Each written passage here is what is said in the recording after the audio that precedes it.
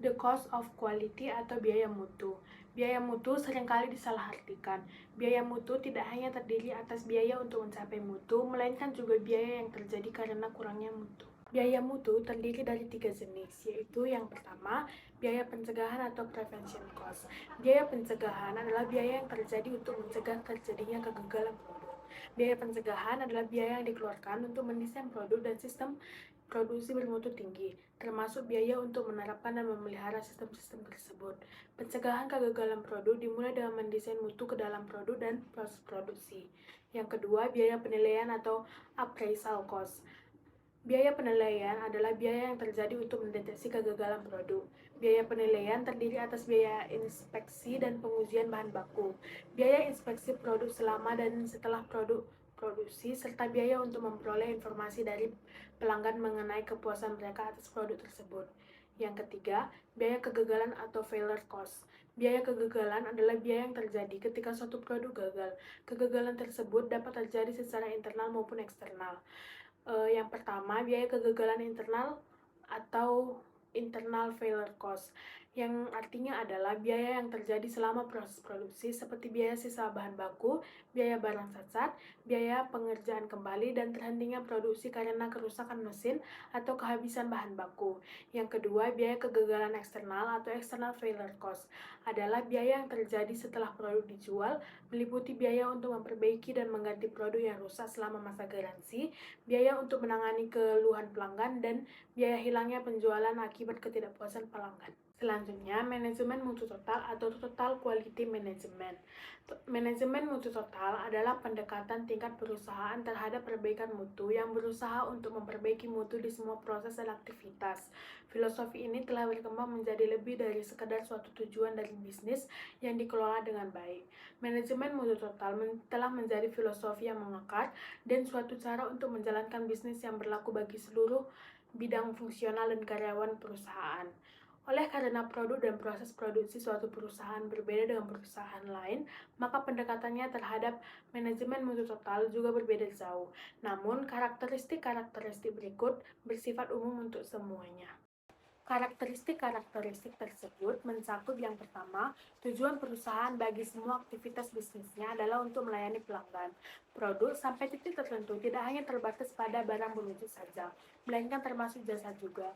Dan pelanggan tidak hanya terbatas pada pembelian produk perusahaan, melainkan juga termasuk orang-orang di dalam perusahaan yang menggunakan atau memperoleh manfaat dari output aktivitas internal. Yang kedua, manajemen puncak memimpin secara aktif dalam perbaikan mutu. Komitmen dan keterlibatan manajemen puncak diperlukan untuk menyediakan arahan dan untuk memotivasi karyawan di semua tingkatan agar bekerja sama guna memperbaiki mutu produk. Yang ketiga, semua karyawan terlibat secara aktif dalam perbaikan mutu. Yang keempat, perusahaan memiliki sistem untuk mengidentifikasi masalah mutu, mengembangkan solusi, dan menetapkan tujuan perbaikan mutu. Yang kelima, perusahaan menghargai karyawannya dan memberikan pelatihan terus-menerus, serta mengapresiasi pengakuan atas pencapaiannya. Yang berikutnya ada peningkatan kualitas berkelanjutan. Cara terbaik untuk mengurangi biaya kualitas total adalah dengan mengurangi kekurangan kualitas. Secara historis, perusahaan mengatasi masalah kualitas melalui produksi volume tinggi dan strategi inspeksi. Pendekatan untuk memastikan kualitas ini memiliki beberapa kelemahan. Pertama, pendekatan ini terlalu terlambat dalam mendeteksi kerugian produksi. Pendekatan yang lebih baik terhadap peningkatan kualitas adalah dengan berkonsentrasi pada pencegahan untuk menemukan penyebab pemborosan dan inefisiensi, dan kemudian mengembangkan rencana sistematis untuk menghilangkan penyebab tersebut. Jumlah peralatan ulang harus diminimalkan, dan proses produksi yang diperlukan harus dipahami dengan baik sebelum produksi dimulai. Karakteristik yang diinginkan harus ditentukan, dan tingkat toleransi produk harus ditentukan. Edward Demings merupakan salah satu pemimpin perintis gerakan kualitas, mengatakan bahwa peningkatan kualitas yang bertahan lama tidak dapat dicapai dalam satu langkah besar. Sebaliknya, ia berpendapat bahwa peningkatan kualitas harus dilakukan menjadi proses yang berkesinambungan dengan sedikit perbaikan di sini dan sedikit di sana. Beliau berargumentasi bahwa peningkatan kualitas secara terus-menerus memerlukan upaya terus-menerus dari semua orang di perusahaan, baik manajemen maupun pekerja yang bekerja sama. Dan meskipun kualitas akan meningkat seiring berjalannya waktu, namun proses perbaikan terus-menerus tidak pernah berakhir dan tidak pernah menjadi lebih mudah. Konsep peningkatan kualitas berkelanjutan sangat berbeda dengan konsep optimasi yang umumnya digunakan oleh sebagian besar perusahaan Amerika. Inti dari konsep ini adalah gagasan bahwa kondisi ideal bukanlah hal mutlak yang dapat diketahui, namun berkembang sebagai hasil upaya terus-menerus dari individu-individu yang bekerja sama untuk menyempurnakan produk. Yang selanjutnya ialah mengukur dan melaporkan biaya mutu. Agar berhasil memantau biaya mutu dan mengevaluasi perbaikan, akuntan manajemen harus mampu mengukur biaya mutu. Bagi banyak perusahaan, biaya mutu cukup tinggi. Pada saat yang sama, biaya-biaya tersebut memberi intensif yang besar untuk perbaikan. Pelaporan biaya mutu juga memberikan arahan dengan menunjukkan peluang perbaikan yang substansial. Volume sisa, kerusakan, pengerjaan ulang, perbaikan dan penggantian garansi, dan penanganan keluhan pelanggan dapat dipantau, dihitung biayanya, dan dilaporkan kepada manajemen setiap triwulan, bulanan, atau lebih sering. Biaya kegagalan ini dapat dilacak dan dilaporkan untuk setiap pusat biaya. Namun, manajemen puncak tidak boleh mencoba menggunakan informasi biaya terperinci tersebut untuk menetapkan tanggung jawab atas kegagalan ini. Akuntansi untuk kerugian proses produksi dalam sistem perhitungan biaya berdasarkan pesanan. Kerugian produksi dalam sistem perhitungan biaya berdasarkan pesanan mencangkup biaya bahan baku sisa, biaya barang cacat, dan biaya pengerjaan kembali atas barang cacat. Akuntansi untuk bahan baku sisa. Bahan baku sisa terdiri atas 1. Serbuk atau sisa-sisa yang tertinggal setelah bahan baku diproses. 2. Bahan baku cacat yang tidak dapat digunakan maupun direkrut ke pemasok. Dan 3. Bagian-bagian yang rusak akibat kecerobohan karyawan atau kegagalan mesin. Penjualan bahan baku sisa periode ini adalah 500. Di bawah ayat jurnalnya sebagai berikut: kas atau piutang usaha sebesar 500 dan penjualan bahan baku sisa atau pendapatan lainnya sebesar 500. Jumlah yang diakumulasi dapat dikreditkan ke harga pokok penjualan yang mengurangi total biaya yang dibebankan ke pendapat penjualan untuk periode tersebut. Maka jumlahnya sebagai berikut: kas atau piutang usaha sebesar 500 dan harga pokok penjualan sebesar 500. Jumlah yang diakumulasi dapat dikreditkan ke pengendalian overhead pabrik sehingga mengurangi biaya overhead untuk periode tersebut. Maka ayat jurnal untuk mencatat penjualan bahan baku sisa adalah sebagai berikut: kas atau piutang usaha sebesar 500 dan pengendalian overhead pabrik sebesar 500. Jika bahan baku sisa dapat ditelusuri langsung ke pemesanan individual, maka jumlah yang relasi dari penjualan bahan baku sisa sebagai pengurangan biaya bahan baku yang dibebankan ke pemesanan tersebut. Maka ayat jurnal untuk mencatat penjualannya adalah kas atau piutang usaha sebesar 500 dan barang dalam proses sebesar 500. Akuntansi untuk biaya barang cacat. Barang cacat adalah unit yang selesai atau separuh yang selesai namun cacat dalam hal tertentu. Barang cacat tidak dapat dibetulkan. Untuk mengilustrasikannya, asumsikan bahwa Plantiko INC memproduksi 1000 kursi plastik dengan desain khusus untuk pijakin INC. Setelah diproduksi, 100 kursi tidak dapat digunakan. Namun Plantiko tetap menjualnya dengan harga 10 per unit atau totalnya setara dengan 1000. Maka totalnya menjadi 1100 kursi, 100 unit cacat, dan 1000 unit dapat diterima oleh pelanggan. Maka total biaya yang dibebankan pada pesanan tersebut diketahui: bahan baku sebesar 22.000, tenaga kerja sebesar 5.500, overhead pabrik sebesar 11.000, total biaya pesanan 34.500. Ayat jurnal untuk mencatat penyelesaian pesanan tersebut dan pengiriman ke pelanggan sebagai berikut: persediaan barang cacat 1000, harga pokok penjualan 37.500, maka barang dalam proses 34.500. Plantiko menjual barang seharga 150% dari biaya, maka ditagih ke pijakin sebesar 56.250. Ayat jurnalnya adalah piutang usaha atau kas sebesar 56.250, penjualan 56.250. Pada saat barang cacat dijual, maka ayat jurnalnya adalah kas atau piutang usaha sebesar 1000, persediaan barang cacat sebesar 1000. Untuk mengilustrasi akuntansi pada saat barang cacat akibat kegagalan internal, asumsikan fakta yang sama pada Plantiko sebelumnya.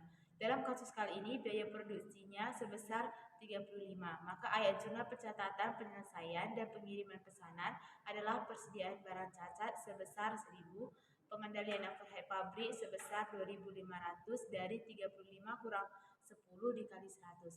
Harga pokok penjualan sebesar 35.000 dari 35 kali 1000. Maka barang dalam proses sebesar 38.500. Untuk harga jual pesanan tersebut sebesar 52.500 dari 35.000 kali 150%.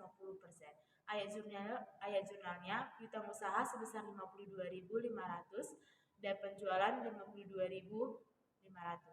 Untuk biaya pekerjaan kembali. Pekerjaan kembali adalah proses untuk membetulkan barang cacat. Untuk mengilustrasikannya, asumsikan bahwa Heath Lord Fabricator INC memproduksi 200 tailor dengan desain khusus berdasarkan pesanan. Biaya yang dibebankan ke pesanan adalah bahan baku sebesar 100, tenaga kerja sebesar 20.000, overhead dibebankan sebesar 80.000. Total biaya yang dibebankan ke pesanan 200.000. Sebelum tailor dikirimkan, pelanggan memutuskan bahwa tailor tersebut membutuhkan persubstansi yang lebih berat. Sebagai akibatnya, biaya pekerjaan kembali ditambahkan ke pesanan sebagai berikut. Bahan baku sebesar 8.000, tenaga kerja 1.000, overhead dibebankan 4.000. Total biaya pekerjaan kembali ditambahkan ke pesanan sebesar 13.000. Ayat jurnal untuk mencatat biaya pekerjaan kembali pesanan tersebut sebagai berikut. Barang dalam proses sebesar 13.000, bahan baku 8.000, beban gaji 1.000, overhead pabrik dibebankan 4.000. Total biaya pesanan sekarang menjadi 213.000 dari 200 ditambah 13.000. Maka pesanan yang akan dijual sebesar 319.500 dari 213.000 dikali 150%. Maka ayat jurnalnya harga pokok penjualan sebesar 213.000 dan barang dalam proses sebesar 213.000. Piutang usaha sebesar 319.500 dan penjualan sebesar 319.500. Selanjutnya kita akan memasuki ke accounting for production losses in a process cost system, di mana sistem biaya proses digunakan untuk perusahaan yang memproduksi barang secara massal dan terus-menerus. Kehilangan produksi dalam sistem ini dapat berupa scrap, spoilage, dan rework. Ketiga hal ini penting untuk dicatat dengan akurat agar biaya per unit produksi dapat dihitung dengan tepat. Untuk pencatatan penjualan scrap menghasilkan pendapatan. Pendapatan ini harus dicatat dengan benar.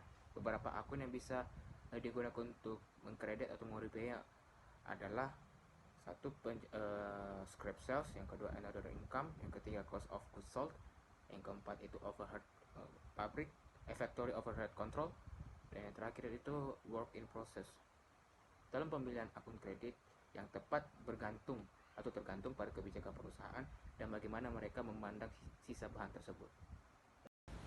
Selanjutnya itu kita memasuki ke spoilage attributable to internal failures, di mana dalam hitungan sistem proses, biaya spoilage atau kerusakan ini dapat disebabkan oleh kegagalan internal yang diperhitungkan berdasarkan unit equivalent atau equivalent units. Ini berbeda dengan perhitungan biaya produksi normal yang mungkin hanya memperhitungkan unit yang selesai dan persediaan akhir. Mengapa spoilage dihitung dalam unit equivalent? Unit equivalent memiliki 3 penyelesaian produk pada tahap tertentu dalam proses spoilage. Dalam proses produksi, meskipun tidak menjadi produk jadi, tetap membutuhkan sumber daya atau seperti tenaga kerja, material, sampai pada titik di mana kerusakan terjadi. Oleh karena itu, biaya yang tertanam di unit yang rusak tersebut harus diperhitungkan. Selanjutnya di sini ada dua tabel atau dua gambar, di mana gambar tersebut atau tabel menunjukkan tabel yang merangkum data produksi dan biaya WIP untuk dua departemen, di mana departemen molding dan departemen glazing. Di mana pada gambar satu itu tabel satu ini, bagian di atas itu merupakan ada unit dalam WIP awal, unit dimulai dalam proses, unit ditransfer ke departemen berikutnya, unit diterima dari departemen sebelumnya, unit ditransfer ke finished good inventory, unit dalam WIP akhir, dan terakhir itu unit rusak.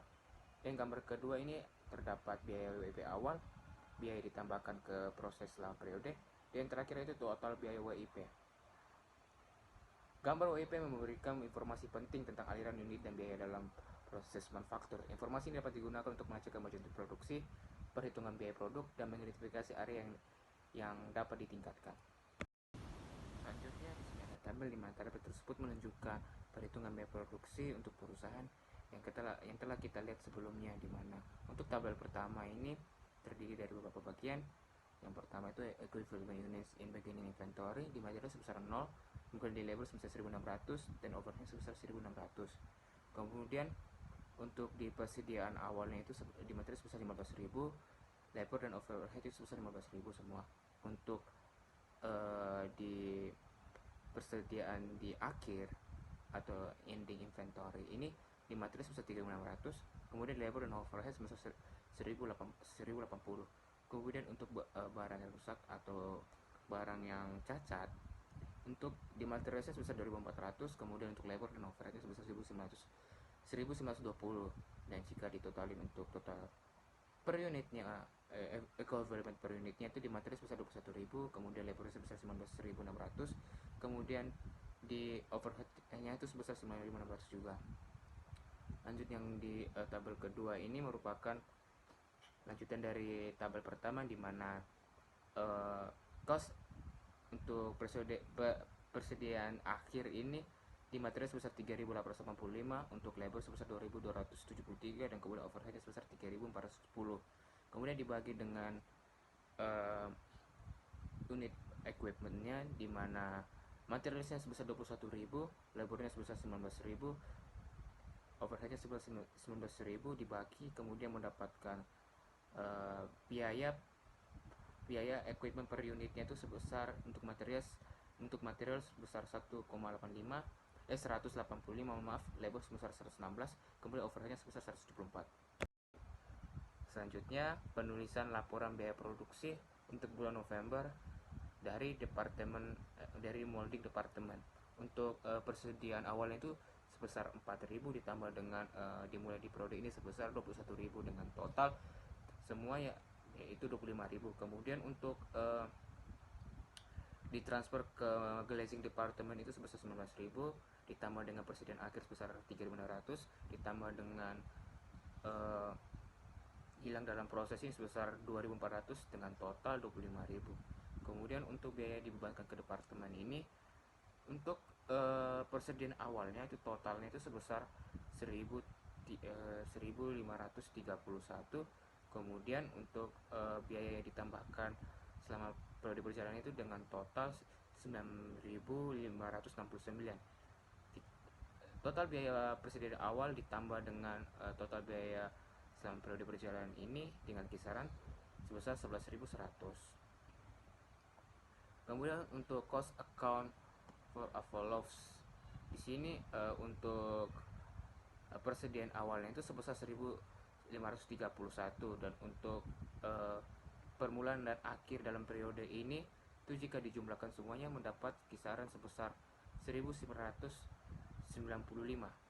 Kemudian untuk total yang ditransfer ke glazing department itu sebesar 7.125 dengan total semua untuk total cost sebesar 9.120. Selanjutnya yaitu spoilage change to factory overhead control, dimana untuk totalnya semuanya itu untuk spoilage and changes to factory overhead control ini totalnya sebesar 1.080. Kemudian untuk persediaan akhirnya ini untuk keseluruhan totalnya itu sebesar 9.720, dimana untuk ditambahkan keseluruhan total cost ini dari 9.120 ditambah 1.080 ditambah dengan 979,20 mendapatkan total sebesar 11.100. Selanjutnya kita akan mencari tentang glazing department, dimana pada tabel pertama ini kita bisa lihat jika biaya yang ditimbulkan selama beberapa periode berjalan itu memiliki unit equivalent di persediaan awal. Untuk biaya departemen sebelumnya itu nggak ada, dan juga di bahan baku, kemudian di tenaga kerja dan juga overhead sebesar 900.000. Kemudian untuk unit equivalent yang dimulai dari dan diselesaikan di periode perjalanan ini untuk biaya departemen sebelumnya sebesar 12.000, bahan baku sebesar 12.000, tenaga kerja dan overhead sebesar 12.000. Kemudian untuk unit equivalent di persediaan akhir untuk biaya departemen sebelumnya dan bahan baku itu sebesar 4.000, kemudian untuk tenaga kerja dan overheadnya sebesar 1.000. Kemudian untuk unit equivalent yang cacat ini untuk biaya departemen sebelumnya dan bahan baku sebesar 3.000, kemudian untuk tenaga kerja dan overheadnya sebesar 3.000, dengan total unit equivalent untuk biaya departemen sebelumnya sebesar 19.000, kemudian bahan baku sebesar 19.000, Kemudian untuk tenaga kerjanya sebesar 16.000 dan overheadnya sebesar 16.000. Kemudian dilanjuti dengan tabel di bawah di kedua ini, di mana di tabel di bawah ini kita mencari biaya per unit equivalent, di mana biaya ditambahkan selama berapa periode itu di departemen di biaya departemen sebulan itu sebesar $9.120. Kemudian untuk bahan bakunya itu sebesar 1.520, tenaga kerjanya sebesar 3.718. Kemudian untuk overheadnya itu sebesar 3.718 juga. Kemudian dibagi dengan unit equivalent, di mana unit equivalent ini kita ambil dari tabel pertama. Untuk biaya departemen sebelumnya itu sebesar 15.000 untuk unit per unit equivalentnya. Kemudian bahan baku sebesar 19.000, tenaga kerja overhead juga sebesar 16.000. Jadi dibagi mendapat biaya per unit equivalent di biaya departemen sebelumnya sebesar 0,48, bahan baku sebesar 0,08, kemudian untuk di tenaga kerja atau labor sebesar 0,22, dan untuk overheadnya sebesar 0,22. Selanjutnya kita akan menuliskan laporan biaya produksi untuk bulan November dari glazing department.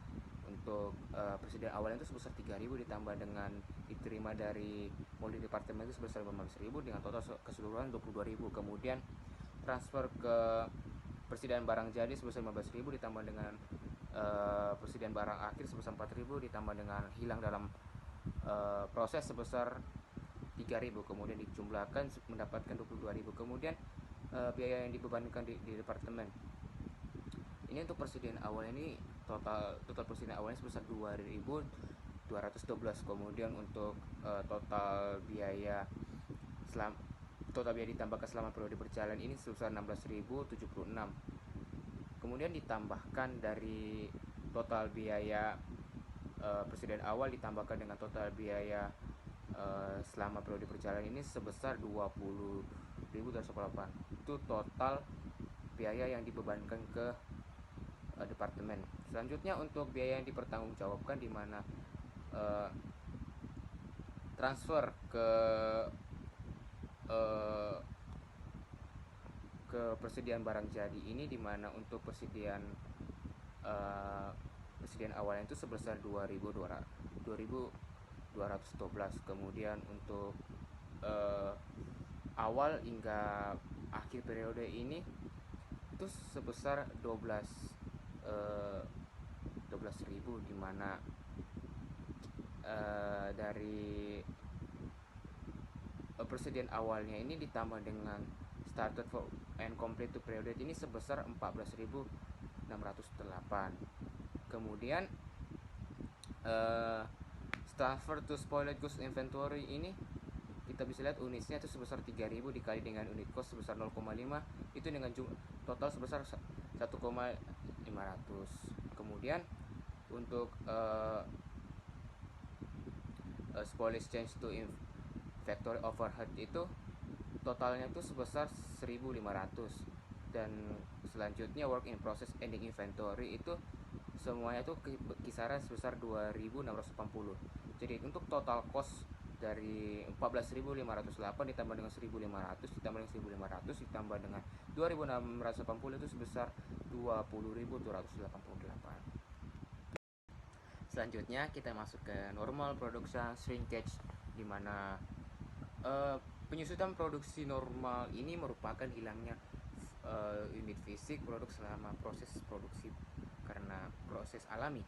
Ini bukan karena kegagalan produksi internal. Contohnya seperti penguapan air pada produk, penguapan bahan kimia, dan kerusakan produk karena handling normal. Meskipun penyusutan produk normal tidak dapat dihindari, tapi kita bisa menguranginya dengan untuk memantaunya. Nah, dalam pemantauan ini dapat membantu kita untuk dapat mendeteksi kegagalan internal, dapat memastikan efisiensi, di mana membantu penyusutan produksi, membantu kita memastikan bahwa proses produksi berjalan yang efisien dan memperkirakan biaya. Selanjutnya kita masuk ke kasusnya, di mana di sini terdapat dua gambar, di mana gambar pertama ini merupakan produksi data yang tersedia untuk departemen pemasakan atau cooking department di bulan Februari, di mana jumlah galon di barang dalam proses atau persediaan awalnya sebesar 4.000. Kemudian jumlah galon dimulai cooking department ini sebesar 26.000, kemudian jumlah galon yang ditransfer ke bottling department ini sebesar 20.000, kemudian jumlah galon di pada proses persediaan akhir sebesar 5.000, kemudian jumlah galon hilang dalam proses sebelum periode berjalan itu sebesar 5.000. Kemudian untuk gambar kedua berikut adalah data biayanya, di mana untuk data biaya untuk bulan Februari seperti berikut: barang dalam persediaan awal dan untuk bahan baku sebesar 5.450, kemudian untuk labornya sebesar 535, dan untuk factory overheadnya sebesar 1.070.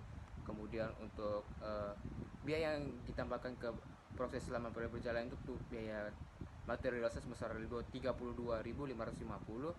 kemudian untuk labornya sebesar 7.540, kemudian untuk factory overheadnya sebesar 15.080.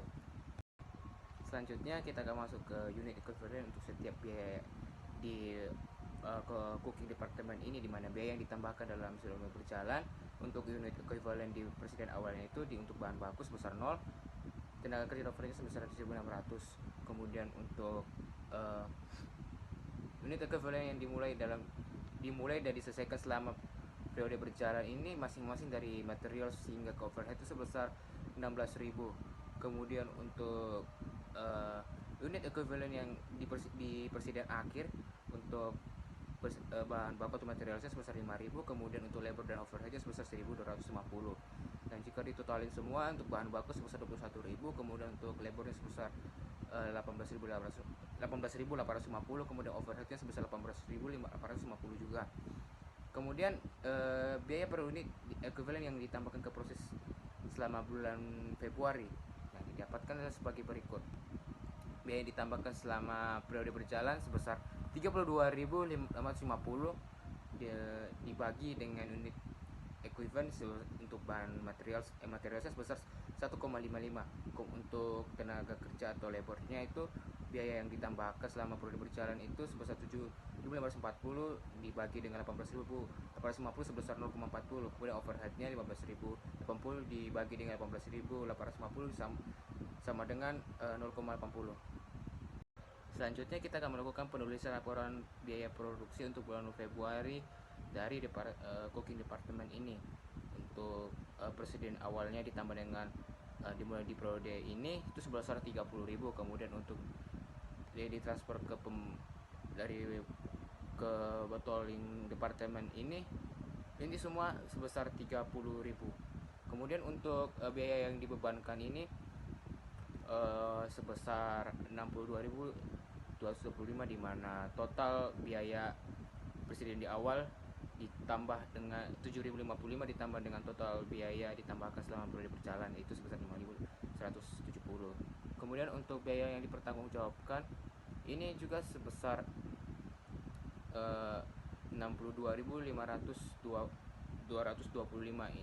di mana biaya ini ditambah dari total cost transfer to bottling department ditambah dengan working in process ending inventory, di mana untuk total biaya yang ditransfer ke bottling department ini sebesar 52.975 ditambah dengan ending inventory ini sebesar 9.250. Jadi total cost accounted itu sebesar 62.225. Penetapan biaya proses dengan asumsi arus biaya rata-rata. Yang pertama itu kerusakan yang disebabkan oleh kegagalan internal. Dalam perhitungan pembusukan akibat kegagalan internal dapat diilustrasikan dengan menggunakan data dari contoh Deco Pottery Company. Asumsikan perusahaan menggunakan biaya rata-rata daripada biaya FIFO. Biaya overhead ditetapkan pada produksi berdasarkan tenaga kerja. Dalam pencetakan, bahan ditambahkan pada awal proses dan pembusukan terjadi pada tahap konversi 80%. Unit-unit yang dipindahkan dari percetakan ke percetakan kaca sudah 100% lengkap sehubungan dengan semua elemen biaya yang ditambahkan di departemen percetakan, sehingga unit-unit tersebut mewakili 19.000 unit setara bahan baku, tenaga kerja, dan overhead. Persediaan akhir sudah lengkap dalam hal bahan, sehingga mewakili 3.600 unit setara bahan. Persediaan akhir hanya 30% selesai dalam biaya konversi, sehingga 30% dikali 3.000 yaitu 1.080 unit setara dengan tenaga kerja dan overhead. Karena bahan ditambahkan sebelum pembakaran di Departemen Percetakan dan Pembusukan terjadi akibat pembakaran pada tahap konversi 80%, setiap unit yang rusak di percetakan mengandung 1 unit bahan yang setara dengan 2.400 unit dikali dengan 80%, yaitu 1.920. Jadi unit ekuivalen untuk setiap elemen biaya di Departemen Percetakan yaitu di unit setara ditransfer keluar itu di bahan 19.000, di tenaga kerja 19.000, dan di overhead juga 19.000. Di unit ekuivalen dalam persediaan akhir bahan 3.600, di tenaga kerja 1.080 karena 3.600 dikali 30%. Begitu juga dengan di overhead juga 1.080. Selanjutnya unit ekuivalen pembusukan itu di bahan 2.400, di tenaga kerja itu 1.920 dari 2.400 dikali 80%. Begitu juga dengan di overhead. Jadi total unit setara di bahan itu 25.000, di tenaga kerja 22.000, dan di overhead juga 22.000. Laporan biaya produksi. Jadi unit di persediaan awal itu 4.000 cetakan. Selanjutnya unit dimulai dalam proses Departemen Percetakan itu 21.000. Jadi totalnya 25.000.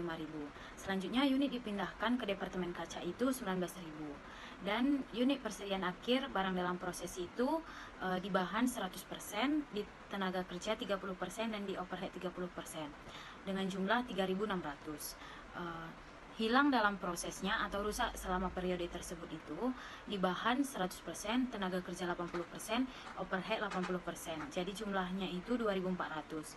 Jadi jumlah keseluruhannya 19.000 ditambah 3.600 ditambah 2.400 yaitu 25.000. Selanjutnya biaya dibebankan ke departemen. Di sini bahan bakunya total biayanya $615, tenaga kerjanya $366,40. Biaya overhead pabriknya $549,60. Jadi total biaya dalam persediaan awal itu $1.531. Selanjutnya itu biaya yang ditambahkan selama periode berjalan, di mana bahan baku itu total biayanya $3.885. Unit ekuivalennya 25.000, dari unit setara ditransfer keluar 19.000 ditambah unit ekuivalen dalam persediaan akhir 3.600 dan unit ekuivalen pembusukan 2.400. Jadi jumlahnya itu 19.000 ditambah 3.600 ditambah 2.400 sehingga mendapatkan unit ekuivalennya 25.000 di bahan baku. Jadi total biaya per unitnya itu $18 dari $615 ditambah $3.885 yaitu $4.500 dibagi dengan unit ekuivalennya 25.000. Jadi hasilnya $18.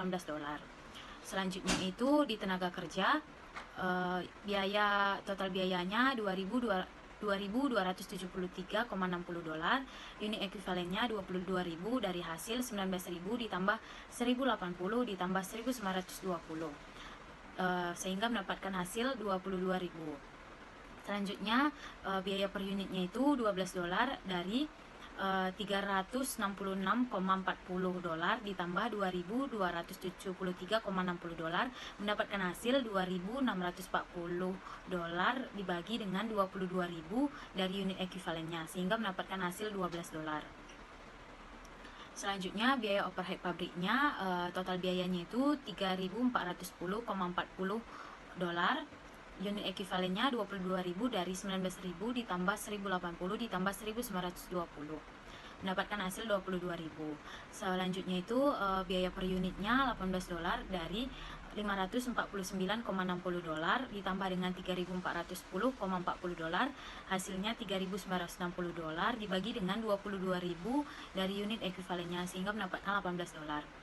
Jadi total biaya yang ditambahkan selama periode berjalannya itu $9.569 dan total biaya yang dibebankan ke departemen itu $1.531 dari total biaya dalam persediaan awal ditambah dengan total biaya yang ditambahkan selama periode berjalan $9.569 yang mendapatkan hasil total biaya yang dibebankan ke departemen itu total biayanya $11.100. Dan total biaya yang dibebankan ke departemen itu biaya per unitnya hasilnya $18 ditambah $12 ditambah $18 yaitu $48. Selanjutnya biaya diperhitungkan sebagai berikut. yang dipindahkan ke Departemen KC itu satuan unitnya 19.000, persen selesainya 100%, satuan setaranya 19.000 dari 19.000 dikali 100%, sehingga biaya satuannya 48.000 dari total biaya yang dibebankan ke departemen.